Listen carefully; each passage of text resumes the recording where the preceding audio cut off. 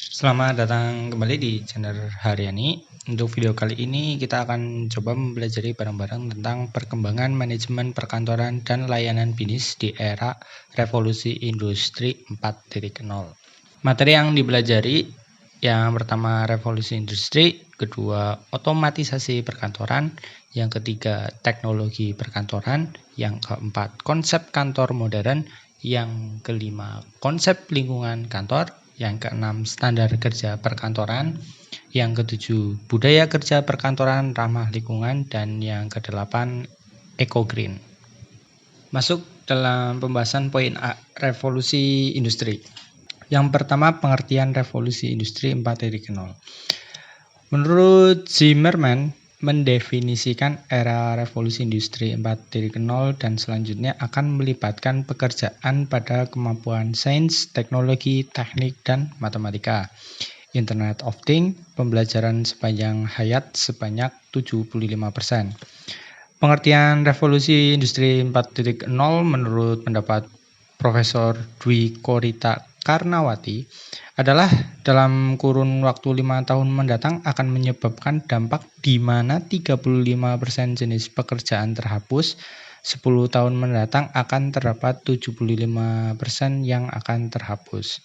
Pendapat Presiden RI yang ketujuh, Insinyur Joko Widodo, menyebutkan bahwa revolusi industri 4.0 telah mendorong inovasi-inovasi teknologi yang memberikan dampak disrupsi atau perubahan fundamental terhadap kehidupan masyarakat. Dari ketiga pendapat di atas menegaskan bahwa perkembangan revolusi industri akan membawa dampak perubahan fundamental dalam kehidupan masyarakat saat ini dan dampaknya terhadap jenis pekerjaan mendatang akan tergantikan oleh robot atau aplikasi yang didukung oleh teknologi berbasis internet. Yang kedua, sejarah perkembangan revolusi industri 4.0. Dalam perkembangannya diawali dari industri manufaktur di Inggris pada tahun 1760 sampai dengan 1840 yang menggantikan tenaga manusia ke dalam tenaga mesin. Untuk sejarah singkatnya dari industri 1.0 sampai 4.0 mungkin kita akan coba buat video secara terpisah dari video ini. Semoga bisa segera upload. Yang ketiga, ciri revolusi industri 4.0. Seperti yang sudah sebelumnya kita mengambil dari Profesor Dwi Korita, itu dalam kurun waktu 5 tahun mendatang akan menyebabkan dampak di mana 35% jenis pekerjaan terhapus dan 10 tahun mendatang akan terdapat 75% yang akan terhapus. Ada 3 ciri yang membedakan revolusi industri 4.0 dengan revolusi industri sebelumnya. Yang pertama, inovasi. Keberadaan dan kemajuan setiap kantor dan instansi terlihat dari intensitas anggotanya melakukan inovasi. Ciri yang kedua, otomatisasi. Revolusi industri 4.0 memberikan dampak beberapa jenis pekerjaan akan mengalami disrupsi atau digantikan oleh tenaga mesin. Ciri yang ketiga yaitu transformasi. Dukungan cyber internet dalam era digitalisasi ini akan mendorong transformasi informasi yang begitu cepat terjadi. Yang keempat, dampak dan tantangan revolusi industri 4.0. Dampak sosial. Karena dalam masa ini semua proses produksi menggunakan mesin berteknologi tinggi dan menggantikan tenaga manusia dalam dunia bisnis, tentu akan berpengaruh terhadap ketersediaan lapangan kerja. Banyak jenis pekerjaan yang hilang sehingga angka pengangguran menjadi tinggi. Dari dampak politik, digitalisasi hampir semua sektor kehidupan sudah berjalan. Hampir setiap orang menggunakan smartphone untuk melakukan pemenuhan kebutuhan. Arus informasi yang menjadi cepat diakses juga akan menjadi masyarakat yang berwawasan global. Sistem pendidikan yang sudah tidak relevan dengan sistem pendidikan sebelumnya. Angka pengangguran yang tinggi menjadi permasalahan bagi negara untuk melakukan pembenahan di berbagai sektor kehidupan. Untuk dampak ekonomi, beralihnya transaksi melalui online berdampak pada transaksi konvensional banyak yang ditutup. Namun dari segi pelaku bisnis, hal ini menguntungkan karena biaya operasional yang dikeluarkan akan semakin kecil. Beban biaya tenaga kerja dapat ditekan, bahkan dapat digantikan dengan aplikasi revolusi industri 4.0 yang sekarang ini tengah dihadapi, siap atau tidak siap. Kita masuk ke poin pembahasan B, otomatisasi perkantoran. Yang pertama, pengertian otomatisasi perkantoran. Kata otomatisasi berasal dari bahasa Inggris automation yang berarti penggunaan peralatan otomatis. Sedangkan arti otomatisasi dilihat dari KBBI berasal dari kata otomatis yang berarti belajar dengan sendirinya. Otomatisasi kantor sering disebut juga office automation atau bisa disingkat dengan OA. Menurut McLeod, otomatisasi kantor adalah semua sistem elektronik formal dan informal, terutama yang berkaitan dengan komunikasi informasi kepada dan dari orang yang berada di dalam atau di luar perusahaan. Asar Susanto mendefinisikan otomatisasi kantor merupakan aplikasi teknologi informasi yang dirancang untuk meningkatkan produktivitas karyawan. Kemenpan nomor 13 tahun 2003 tentang pedoman umum perkantoran elektronis lingkup internet di lingkungan instansi pemerintah menggunakan istilah otomatisasi perkantoran sebagai kegiatan perkantoran elektronis. Artinya keberadaan aplikasi perkantoran mengganti proses administrasi berbasis manual ke proses berbasis elektronis dengan memanfaatkan fasilitas jaringan. Dari pengertian di atas dapat disimpulkan bahwa otomatisasi perkantoran adalah penggunaan teknologi atau peralatan kantor secara elektronik yang dilengkapi dengan sistem elektrik atau aplikasi dalam pekerjaan kantor untuk mencapai efisiensi, efektivitas, dan produktivitas kerja. Yang kedua, tujuan otomatisasi kantor. Seperti yang kita lihat di atas, adanya teknologi mampu merubah sistem kerja konvensional menjadi sistem kerja berbasis elektronik. Maka tujuan adanya otomatisasi kantor secara jelas terlihat sebagai berikut. Menggabungkan penerapan teknologi, memperbaharui proses melaksanakan pekerjaan di kantor, meningkatkan produktivitas dan efektivitas pekerjaan, meningkatkan komunikasi yang baik antar manajer, mendukung pengambilan keputusan yang lebih baik dan cepat. Yang ketiga, manfaat otomatisasi kantor. Manfaat yang dapat dilihat dari penerapan otomatisasi kantor adalah membantu dalam menjalin relasi lebih baik oleh karena komunikasi secara langsung kapan saja di mana-mana dapat dilakukan meningkatkan upaya pemecahan masalah. Membantu pemecahan masalah melalui efektivitas dan efisiensi komunikasi yang dilakukan akan dapat secara cepat masalah diklarifikasi dan diselesaikan. Semakin banyak dan lancarnya layanan bisnis, maka perusahaan akan semakin berkembang pesat yang akhirnya berujung pada pencapaian keuntungan. Yang keempat, dampak otomatisasi perkantoran. Dampak positif, penanganan informasi menjadi lebih mudah, kesalahan-kesalahan dapat cepat diselesaikan, bertambahnya kesempatan pekerjaan baru yang muncul, waktu kerja lebih cepat, pekerjaan menjadi lebih ringan, dan pelayanan perkantoran lebih luas. Dampak negatif, ketergantungan terhadap mesin, timbulnya masalah kesehatan, berkurangnya interaksi langsung dengan sesama karyawan, munculnya kebutuhan lain akibat perkembangan teknologi yang berubah, waktu untuk pelatihan teknologi baru, timbulnya keresahan karyawan akan teknologi baru, dan yang terakhir terjadi penumpukan peralatan kantor. Poin C, teknologi perkantoran. Yang pertama, manfaat penerapan teknologi perkantoran. Sistem kantor akan berjalan lebih efektif. Akurasi dan keamanan data terjamin. Komunikasi antar unit dan bagian dilakukan dengan cepat dan mudah. Pekerjaan lebih mudah dan cepat selesai. Penyimpanan data dapat dikelola dengan baik. Yang kedua, jenis-jenis aplikasi otomatisasi perkantoran. Berbagai jenis perangkat lunak pada teknologi kantor dapat dengan mudah diinstal untuk selanjutnya digunakan dalam rangka mempermudah dan mempercepat pekerjaan sehari-hari. Hal itu dapat kita lihat dalam menu smartphone kita atau laptop yang kita gunakan untuk bekerja.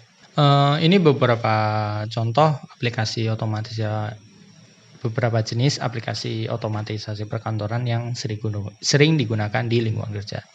Ada Microsoft Office, voicemail, kalender elektronik, konversi audio video, pengolahan kata, pengelola angka, surat elektronik.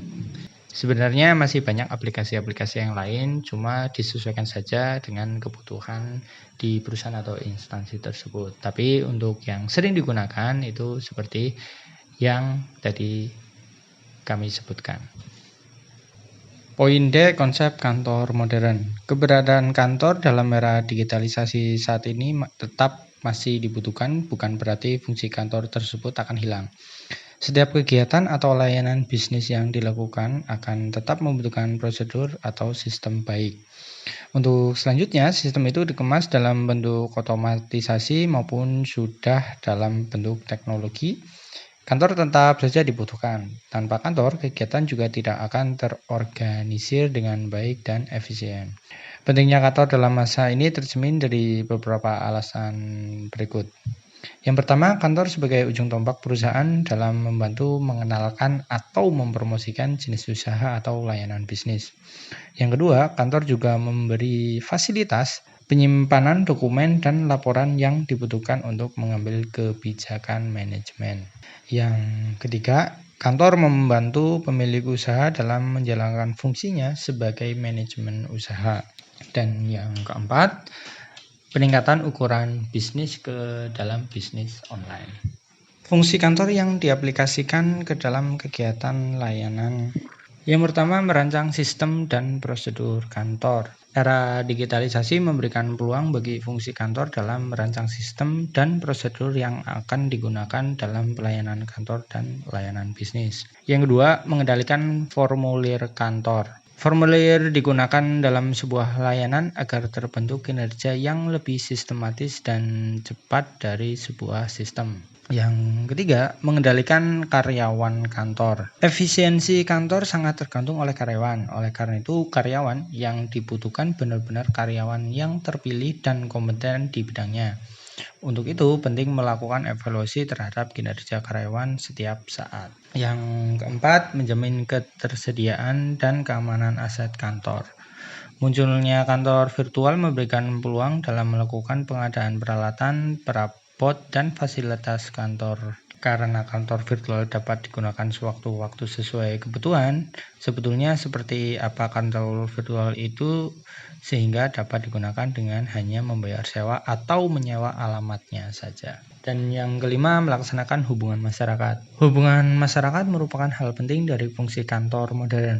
Hubungan masyarakat dalam kantor modern diarahkan untuk memperoleh informasi mengenai opini publik, mengkomunikasikan kebijakan, tujuan, dan sasaran organisasi, dan mengantisipasi reaksi dari publik terkait tindakan organisasi. Masuk poin E, konsep lingkungan kantor. Yang pertama, pentingnya lingkungan kantor. Kantor merupakan tempat utama untuk bekerja dan memberikan layanan kepada pihak internal dan eksternal. Untuk itu, pewajahan kantor juga merupakan hal yang berpengaruh terhadap image pelanggan. Yang kedua, manfaat lingkungan kantor. Yang pertama, meningkatkan efisiensi dan kesehatan. Yang kedua, menekan angka ketidakhadiran karyawan. Yang ketiga, mengurangi kelelahan. Yang keempat, meningkatkan semangat karyawan. Dan yang kelima, melindungi peralatan kantor dan arsip. Poin F, standar kerja perkantoran. Yang pertama, pengertian standar operasional prosedur atau SOP. Standar kerja itu ibarat pembuatan mainan kapal yang semuanya sudah dirancang mulai dari bahan dan proses kerjanya. Rancangan proses kerja itulah yang dimaksud dengan standar kerja. Istilah standar kerja sering kita mengenalnya dengan istilah standar operasional prosedur atau disebut dengan SOP. Yang kedua, jenis standar kerja. Kalau keterampilan melipat itu ada berbagai model dan bentuk, maka demikian juga dengan jenis standar kerja perkantoran. Ada berbagai macam SOP yang dapat digunakan. SOP yang terkait dengan pelayanan kerja atau proses kerja, SOP yang terkait dengan penggunaan alat, SOP yang terkait dengan K3, dan jenis SOP yang lain yang menunjukkan pelayanan di tempat umum. Yang ketiga, penerapan standar kerja. Konsentrasi dalam penerapan standar kerja ini dapat dilakukan melalui perilaku disiplin terhadap pelaksanaan SOP di tempat kerja. Perilaku disiplin dapat diawali dengan tertib menggunakan waktu kerja, tertib dalam mengikuti aturan kerja, dan SOP yang ada di tempat kerja. Kita masuk dalam poin G, budaya kerja perkantoran ramah lingkungan. Yang pertama, pengertian budaya kerja. Konsistensi terhadap penerapan prinsip kerja yang sesuai SOP akan membentuk budaya kerja yang baik. Yang kedua, pengertian ramah lingkungan. Dalam bab sebelumnya kita telah belajar bareng mengenai konsep 5R. Upaya menerapkan prinsip 5R akan membentuk budaya kerja secara pribadi yang lebih baik dalam mencapai efisiensi pekerjaan. Prinsip kerja tersebut akan membentuk budaya kerja yang ramah lingkungan. Perilaku ramah lingkungan merupakan perilaku kerja dengan menggunakan konsep 5R yang diterapkan pada standar kerja atau SOP di tempat kerja. Yang ketiga, penerapan budaya kerja yang ramah lingkungan. Penerapan budaya kerja ramah lingkungan tidak dapat serta-merta hanya dimengerti saja. Untuk itu, perilaku dilakukan secara langsung dan terus-menerus sehingga menjadi suatu kebiasaan baru bagi kalian untuk membentuk budaya ramah lingkungan di tempat kerja nantinya. Poin H, Eco-Green. Berikut ini ada beberapa aktivitas eco-green yang bisa kita terapkan di lingkungan kantor. Yang pertama, mengurangi penggunaan kertas. Hal pertama yang dapat dilakukan adalah membatasi pemakaian kertas untuk keperluan pekerjaan. Gunakan kertas untuk kondisi-kondisi tertentu saja seperti surat kontrak kerja yang tentu membutuhkan tanda tangan dan juga materai. Yang kedua, cabut kabel listrik saat tidak digunakan. Aktivitas menghemat energi ini terbilang cukup sederhana.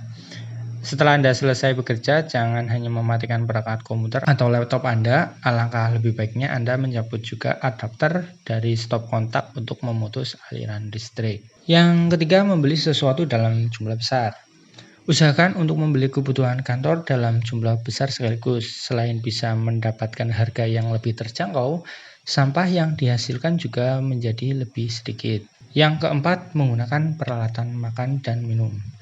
Gunakan peralatan makan dan minum sendiri atau yang biasanya disediakan di pantry kantor. Cara ini tentu bisa mengurangi limbah atau sampah plastik yang dihasilkan dari bungkus makanan siang atau cemilan yang Anda beli di luar. Yang kelima, memisahkan sampah organik dan anorganik. Buang sampah pada tempat sampah yang telah disediakan. Akan lebih bagus lagi Anda memisahkan sampah-sampah yang Anda buang itu sesuai kategorinya agar mudah dalam pembuangannya. Ya begitu teman-teman untuk video kali ini. Semoga bermanfaat bagi teman-teman semua. Untuk materinya teman-teman bisa lihat di link deskripsi video. Terima kasih sudah nyimak dan semoga kita bisa ketemu lagi di video-video selanjutnya. Terima kasih dan bye-bye.